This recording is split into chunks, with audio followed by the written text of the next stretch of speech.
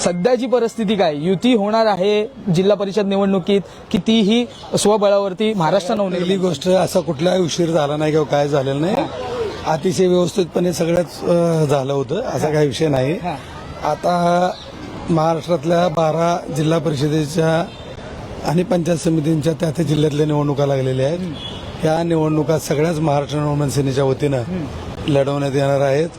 ज्या ज्या ठिकाणी महाराष्ट्र नवनिर्माण सेनेचे उमेदवार त्या ठिकाणी निवडणूक लढवत आहेत त्या सर्व उमेदवारांना त्या ठिकाणी एबी फॉर्म द्यायचं आता काम चालू झालेलं आहे.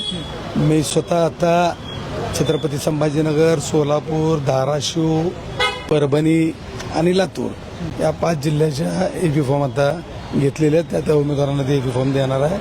आणि निश्चितपणे या ठिकाणी येणाऱ्या जिल्हा परिषद आणि पंचायत समिती निवडणुकीमध्ये महाराष्ट्र नवनिर्माण सेनेला अतिशय चांगल्या प्रकारचं यश मिळेल याची मला खात्री आहे. एक प्रश्न होता, पाहायला गेलं तर तुम्ही संपूर्ण मराठवाड्याकडे लक्ष देताना पाहायला मिळत आहे आणि त्यामधूनच सरोदे यांची झालेली हत्या याचा संपूर्णतः आपण जर पाहिलं लक्ष पक्षाने अनेकदा घातलेलं आहे, परंतु त्यांना अजूनही न्याय मिळालेला नाहीये. त्या संदर्भात आत्ता ते म्हणजे एकंदरीत या निवडणुकीमध्ये उभे देखील राहिलेले, परंतु माघार घ्या किंवा तो दबाव टाकण्यात आला.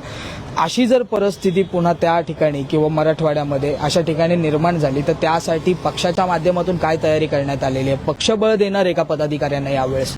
महाराष्ट्र नवनिर्माण सेना कायम मान्य राजसाहेब पदाधिकाऱ्यांच्या कार्यकर्त्यांच्या पाठीशी भक्कमपणे उभारलेले असतात.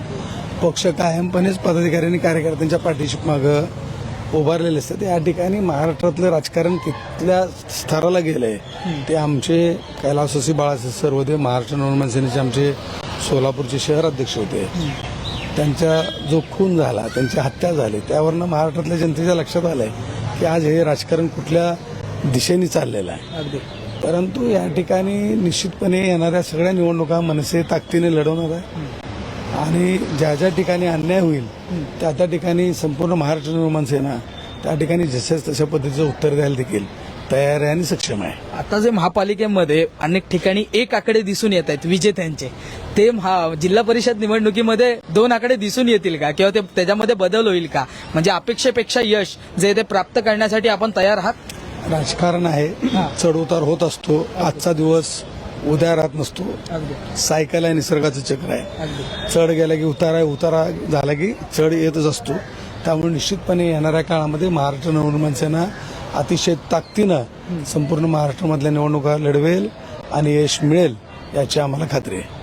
पुढे नेमकं काय होतंय या निवडणुकीमध्ये देखील ही युती जी आता महापालिकेसाठी झाली ती कायम राहते का हे पाहणं फार महत्वाचं असणार आहे. परंतु या संदर्भात पुढची जी ती भूमिका राज ठाकरे असतील किंवा अमित ठाकरे असतील किंवा त्यांचे बडे नेते असतील, पक्षाची पहिली फळी असेल, त्यांच्यामधून कोण देतंय का हे पाहणं फार महत्वाचं असणार आहे. मुंबईहून मी आदित्य जाधव, तुम्ही पाहत आहात लोकमत.